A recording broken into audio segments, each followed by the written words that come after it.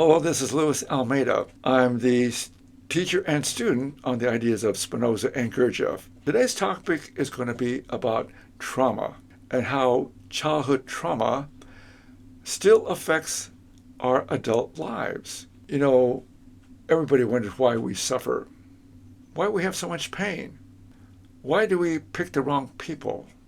Why is there so much divorce? Why are people dying at such an early age? Why are there suicides? It all starts from the beginning, childhood, infancy. We are all born in an environment, and that environment either is nurturing or not.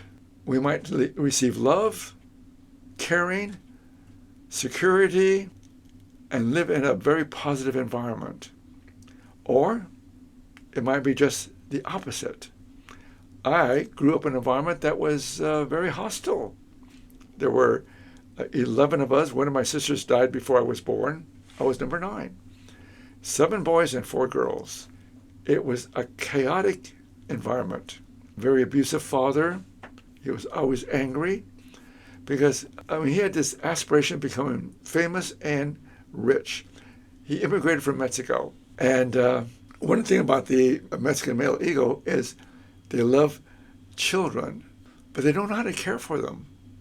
And if you have a lot of children, meaning that you're very virile, very masculine, this is the male ego. It's also in all societies of the male ego about proving their masculinity. But anyway, my father had a grower of lilies. He did quite well, but he didn't know how to manage his money. And when he didn't get what he wanted, if his desires were not met, he would take out his frustration and his anger on the boys and the whole family. And my parents really didn't get along. They didn't really love each other. But my mother, she was pregnant all the time. I think she had about 4 or 5 miscarriages. Earlier trauma looks like this. And this is where Dr. Gabor. Now, I'm going to introduce Dr. Gabor here. I recommend watching his video. He has a lot of videos. Dr. Gabor was a medical doctor. I have one of his books called When the Body Says No. Beautiful book. What I found from Dr. Gabor, he complements what I do. What I'm interested in is how to overcome our past and live in the present. Eckhart Tolle talks about living in the present, in the now. And he wrote a powerful book called The Power of Now. But very few of us can be in the present. We mostly live in the past. We live by our memory. And this is where Gurdjieff is so important. Gurdjieff talks about how we are biological, mechanical beings. Our intelligence is asleep. So we live by memory. We live in the memory. We live in the past. But how to live in the reality of the now? And this is where Spinoza comes in.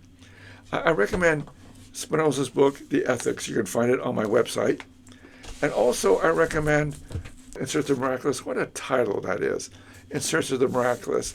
Because what we are doing is truly miraculous. That means that you don't have to stay in the past. You can use the past as a source of growth. How to overcome trauma. And this is where journaling is so important. Today, to overcome trauma, you must learn about your own intelligence. You must come to the level of reason and intuition. And how do you do that? Gurdjieff comes about, so important. I introduced Gurdjieff, his ideas that how to awake and the process of awakening. And then there's Spinoza. He has a method of this intelligence. And that's what we must learn to do, is how to look at ourselves without judgment, to begin to journal and write the events that trigger your emotions. Now, myself, I'm a highly emotional person. When I met my teacher, the late Gregory Grover, I was with him. I was a student of his for over 20 years. But he told me something very important. He talked about Gurdjieff. Gurdjieff says it's possible to become a master of our emotions, a master of oneself. And when I met my teacher, when I heard that, I felt so attracted to that idea. The possibility that I can have control over my anger. I can have control over my hate. I can have control over my fears. That appealed to me, but it took me a long time to come to the level where I am today. So the work that I do, hopefully it will not take so long. I've been doing this work for over 50 years, and I love it. I'm 83 years old, and I hope to live to be 113, which is another 30 years. I wrote a book called The Way of Spinoza and Gurdjieff, and it will help you understand how Gurdjieff and Spinoza will, how it applies to your life, how you can begin to access this intelligence that is in you. My teacher, Greg Grover, wrote a book, and I published it. It's called How to Solve Life's Problems. Now, in this book, he has case studies. I'll give you an example. Creating our existence anew. Whenever you have an experience, a memory of it follows. The experience may have been a product of your activity, of your intelligence, but the memory is passive. Think of a waterfall and a picture of the waterfall. The waterfall is dynamic and the photograph is passive. The growth-directed individual lives with an active intelligence, but there is a tendency in us, after some positive experience, to dwell on the memory of it. Now, this is just a little taste of this book. Again, we take Spinoza and Gurdjieff ideas and make them a reality. How can we understand these ideas? Because most people read material, they read a book, they read their books like a novel. They expect, everybody wants to be changed. Everyone wants change. They don't want to live in the past. We don't want to live in our misery of self-pity, of complaining, or of suffering and in being in pain all the time. We want to be free of our past. That's why all these self-help books are so important, and they may be effective. I remember reading Louise Hay's and other books, and how nothing changed. I read it, but nothing changed, and I was frustrated. And that was in my 20s, and when I met my teacher, I was 30 years old, and that's when it began to change. I was involved in a growth group. Many of you try to change your life, the direction of your life, by just reading or listening to tapes or being in a seminar. Like Eckhart Tolle has these seminars, and they're not cheap. They cost several hundred, maybe thousands of dollars. And there might be a weekend or two weekends. And right now he has a lot of tapes and books, but nothing is changing. Why? Because you need a teacher, you need a coach, you need a mentor, and someone who's been through the process and can help you go through the process. But journaling is going to be so important to make changes in your life. About trauma. Again, Dr. Gabor Mate, I really recommend his videos and his books. But again, what he talked about trauma is that when you do not experience the love, the basic need of a child is love. The basic need of a child is security, of protection, of nourishment, food, and psychological and love nourishment. If you don't have that, you don't get that, trauma is going to be part of your existence. You can be traumatized with neglect, traumatized with abuse, physical abuse. Talk about being rejected, not being touched. It's really amazing. Many of my students never experience emotions. Highly intellectual individuals have studied Gurdjieff maybe 10, 20, 30 years, been involved in groups. They come to me because they want to be in touch with their emotions. The emotions, to really feel love, you must get in touch with your anger. To really feel love, you must get in touch with your hate. To really feel love, you must become in touch with your pain. And pain is where you experience life. When your desires are not met, you are going to experience pain. I'll give you an example.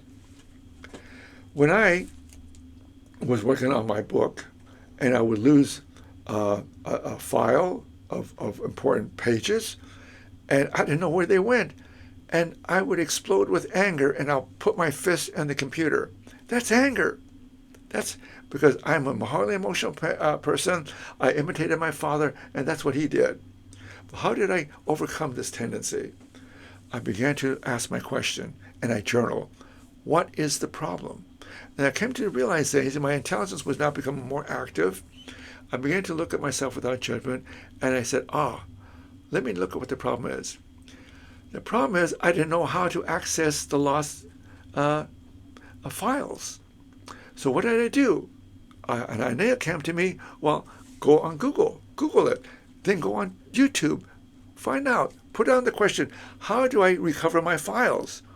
And answers will come. So I began to address the problem. That process increased my power of thinking, the muscle of the mind, and that's what you must do. You must learn to look at yourself without judgment and write down the events that cause you your pain and your hate and your anger, and then ask a question. What is possible for me? What can I do? My sister, Victoria, sorry she's gone. I lost her several years ago. She's about 2 years older than I. She was highly intellectual, and she had a problem. She went to this restaurant, her and her partner loved to go to this restaurant, but the food was cold, and she ate it anyway. And I said, "Did you talk to the waiter?" She said, "No, I can't do that." "Why not?" "Because I don't want to cause pain." I said, "Well, do you ever go back?" "No, I don't go back to that restaurant." So this is a highly intellectual person, and that's what they do. They don't address the problem. They walk away, and they'll never talk to you again if you cause problems, or they'll never go to that restaurant. That's not the way to handle a problem. So how can you handle problems? Again, the book, How to Solve Life's Problems, is going to help. And also my book, The Way of Spinoza and Gurdjieff, will help. But again, if you really want real good change, dramatic change, look at Dr. Gabor's videos. Listen to my video. You might go on to Patreon, because I have over 60 videos regarding the work that I do. And again, Dr. Gabor Mate complements the work that I do, but I take it even further, because I help you discover your true intelligence beyond the ego intellect. Thank you for listening. Goodbye for now.